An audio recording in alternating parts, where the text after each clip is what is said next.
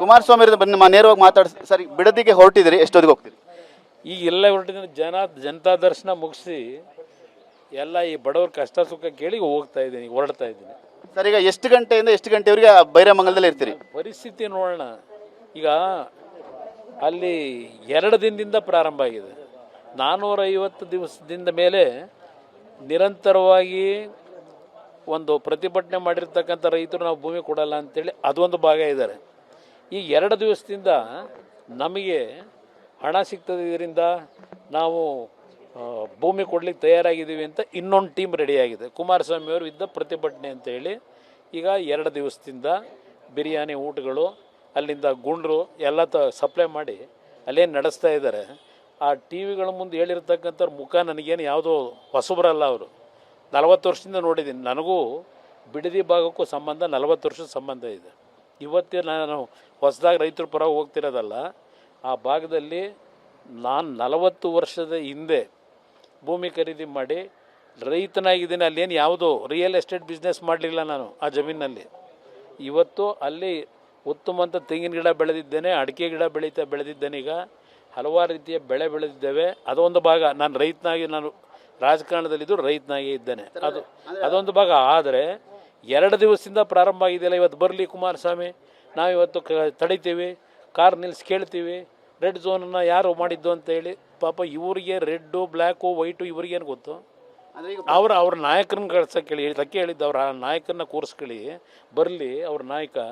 ನಾನು ಬೀದಿಲಿ ಬನ್ನಿ ಅಂತ ಕರಿತಿಲ್ಲ. ಯಾವ ಪ್ರತಿಭಟನೆ ನಡೀತಿರ್ತಕ್ಕಂಥ ಸ್ಥಳಕ್ಕೆ ಬಂದು ರೈತರನ್ನ ಕನ್ವಿನ್ಸ್ ಮಾಡೋದಕ್ಕೆ ಅವ್ರಿಗೆ ಯೋಗ್ಯತೆ ಇದ್ದರೆ ಕನ್ವಿನ್ಸ್ ಮಾಡಲಿ. ಸರ್, ಈಗ ಹೋರಾಟದ ಪರವಾದ ರೈತರು ಕೂಡ ಬರ್ತೀವಿ ಅಂತ ಮಾಹಿತಿ ಹೇಳಿದ್ದಾರೆ ಈಗ ಬೈರಮಂಗಲದಲ್ಲಿ. ಅದಕ್ಕೆ ಆಹ್ವಾನ ಕೊಡ್ತೀರಾ? ಅವ್ರ ಜೊತೆ ಚರ್ಚೆ ಮಾಡ್ತೀರಾ ಹೇಗೆ? ನಾನು ಯಾರು ಬೇಕಾದರೂ ನನ್ನ ಜೊತೆ ಮಾತಾಡೋದಕ್ಕೆ ಮುಕ್ತವಾಗಿ ಅವಕಾಶ ಕೊಡ್ತೀನಿ. ನಾನೇನು ಯಾವ್ದು ಪೊಲೀಸ್ ಹಿಡ್ಕೊಂಡು ದಬ್ಬಾಳಿಕೆ ಮಾಡೋದು ಪ್ರಶ್ನೆ ಇಲ್ಲ. ಆದರೆ ಅವ್ರು ಯಾರು ಈಗ 2 ದಿವಸದಿಂದ ನಾವು ಭೂಮಿ ಮಾರಾಟ ಮಾಡಬೇಕು, ನಾವು ಭೂಮಿ ಕೊಡೋಕ್ಕೆ ತಯಾರಾಗಿದ್ದೀವಿ ಅಂತ ಹೇಳ್ತಾ ಇದ್ದಾರೆ. ಅವರು ನನ್ನ ಹತ್ರ ಗೌರವಯುತವಾಗಿ ಇವತ್ತು ಚರ್ಚೆ ಮಾಡಿದ್ರೆ ಚರ್ಚೆ ಅವ್ರ ಜೊತೆನೂ ಮಾಡ್ತೀನಿ. ನನಗೇನಿಲ್ಲಿ ಭೂಮಿ ಇದು ಕೊಡಿ ಅಂತಾಗಲಿ ಕೊಡಬೇಡಿ ಅಂತ ಆಗಲಿ ನಾನೆಲ್ಲ ರೈಸ್ ಮಾಡಿರೋದು. ಇದೇ ಕಾಂಗ್ರೆಸ್ನವರು 2006-7 ಭಾಷಣ ಮಾಡೋರಲ್ಲಪ್ಪ. ಇದೆಲ್ಲಿ ಕೊಡಪ್ಪ, ಇಲ್ಲಿ ಇದೇನೋ ಗ್ರೀನ್ ಶೀಟ್ ಇದೆ ಅದಂತ ಎಲ್ರಿ? ನಾನು ಹೇಳೋದಲ್ಲ. ಸರ್, ಈಗ ಕುಮಾರಸ್ವಾಮಿ ಅವರು ಗೋಲಿಬಾರ್ನ ಮಾಡ್ಲಿಕ್ಕೆ ಬರ್ತಾ ಇದಾರೆ ಇಲ್ಲಿ ಅಂತೇಳಿ ಆರೋಪ ಮಾಡ್ತಾ ಇದ್ದಾರೆ ಕಾಂಗ್ರೆಸ್ ನಾಯಕರು. ಅವರಿಗೆ ಗೊತ್ತಾಯ್ತು ಪಾಪ. ಭಾಗ ಶಾಸಕರು ಹೇಳಿರೋದು ನೋಡಿದ್ದೀನಿ. ಅಲ್ಲಿ ಗೋಲಿಬಾರ್ ಮಾಡೋ ಸಂಸ್ಕೃತಿ ನಮ್ಮದಲ್ಲ.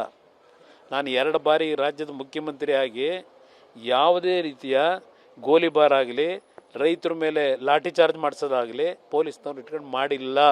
2 ಬಾರಿ ಮುಖ್ಯಮಂತ್ರಿ ಇದ್ದಾಗಲೂ ಸುಗಮವಾಗಿ ಶಾಂತಿಯುತವಾದ ಆಡಳಿತ ಕೊಟ್ಟಿದ್ದೇನೆ. ಅದೇ ಈಗಿನ ಮುಖ್ಯಮಂತ್ರಿ ಇದ್ದಾರಲ್ಲ, ಯಾವ ಚನ್ನಪಟ್ಟಣದಲ್ಲಿ ವಿಟ್ನೆನಹಳ್ಳಿನಲ್ಲಿ 2 ಗೋಲಿಬಾರ್ ಆಯಿತು. ನೀರ ಕಟ್ತಾ ಇದ್ದಂಥ ರೈತರ ಹೊಲಕ್ಕೆ ಪೊಲೀಸ್ನ ನುಗ್ಗಿಸಿ ಬೆಳಗಿನ ಜಾವ 4 ಗಂಟೆಲಿ ಗೋಲಿ ಮಾಡಿ 2 ಸಾಯಿಸಿದ್ರು ರೈತರನ್ನ. ಅವತ್ತು ರೈತರ ಪರವಾಗಿ ಧ್ವನಿ ಎತ್ತಿದ್ದೆ. ಅದೇ ರೀತಿಯಲ್ಲಿ ಅಂಬರೀಷ್ ಅವ್ರನ್ನ ಚುನಾವಣೆ ನಿಲ್ಲಿಸಿದ್ದಾಗ ರಾಮನಗರದಲ್ಲಿ ಉಪಚುನಾವಣೆಗೆ ಆ ವೆಳ್ಳಿಯಪ್ಪ ಟೆಕ್ಸ್ಟೈಲು ಒಂದು 10 ಬಾರಿ ಈ ಧರಣಿ ಮಾಡ್ಕೊಂಡು ಇವರೆಲ್ಲ ಈ ಲೂಟರ್ಸ್ ಇದಾರಲ್ಲ, ಅದೇ ಈಗ ಬಂದವರಲ್ಲ, ಈಗ ಇವರ ನೇತೃತ್ವದಲ್ಲೇ ಅವನು ಯಾರೋ ನೆನ್ನೆ ಟಿ ವಿಗೆ ತೋರಿಸ್ತಾ ಇದ್ರು. ಅದೆಂಥದ್ದು ಮಿನಿ ಬ್ಯಾಟೆ ಅಂತ ಹೆಸರು, ಮಿನಿ ಬ್ಯಾಟೆ. ಅವರು ಯಾವ ರೀತಿಯಲ್ಲಿ ಅವತ್ತಿನ ಒಬ್ಬ ಕಾಂಗ್ರೆಸ್ ಅಭ್ಯರ್ಥಿ ಇದ್ರಲ್ಲ, ಅವರೆಲ್ಲ ಸೇರಿ ವೆಳ್ಳಿಯಪ್ಪ ಟೆಕ್ಸ್ಟೈಲ್ ಮುಂದೆ ಇದು ಆ ಬೆಂಗಳೂರು ಮೈಸೂರು ರಸ್ತೆ ಪ್ರಯಾಣ ಮಾಡ್ತಿದ್ದಂಥ ವೆಹಿಕಲ್ಗಳನ್ನ ನಿಲ್ಲಿಸಿ ಸಿಮೆಣ್ಣೆ ತಗೊಂಡು ಸುರಿದು ಬಸ್ಗಳಿಗೆ ಬೆಂಕಿ ಇಡಕ್ಕೆ ಹೋದಾಗ ಗೋಲಿಬಾರ್ ಆಗಿ ಅವತ್ತೊಂದಿಬ್ಬರು ಸತ್ರು. ಗೋಲಿಬಾರ್ ಸಂಸ್ಕೃತಿ ಈಗಿನ ಮುಖ್ಯಮಂತ್ರಿಗಳ ಸಂಸ್ಕೃತಿ. ಅದು ನಮ್ಮ ಸಂಸ್ಕೃತಿ ಗಾಂಧೀಜಿ ಹೇಳ್ಕೊಟ್ಟಿರ್ತಕ್ಕಂಥ ಶಾಂತಿಯುತವಾದಂಥ ಹೋರಾಟ. ಮುಖ್ಯಮಂತ್ರಿಗಳಿಗೆ ಬರ್ತಾರೆ ಅನ್ನೋ ನಿರೀಕ್ಷೆ ಇದೆಯಾ? ಅಲ್ಲಿ ಅವರಿಗೂ ಕೂಡ ವೇದಿಕೆಯಲ್ಲಿ ಆಸನ ವ್ಯವಸ್ಥೆ ಮಾಡಲಾಗಿದೆ ಮಾಹಿತಿ. ಮುಖ್ಯಮಂತ್ರಿಗಳು ತೋರ್ಗಾಣಿಕೆಗೆ ಪತ್ರ ಬರೆದ್ರು.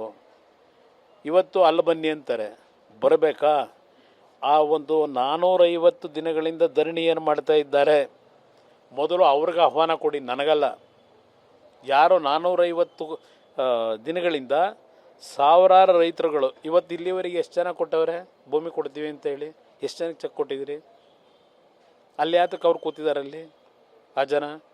ಅವ್ರು ಹೋಲಿ, ನನ್ನನ್ನು ಕರೆಸ್ಬೇಡಪ್ಪ. ನನ್ನ ಕರೆಸಿ ಚರ್ಚೆ ಮಾಡೋದು ಬೇಡ.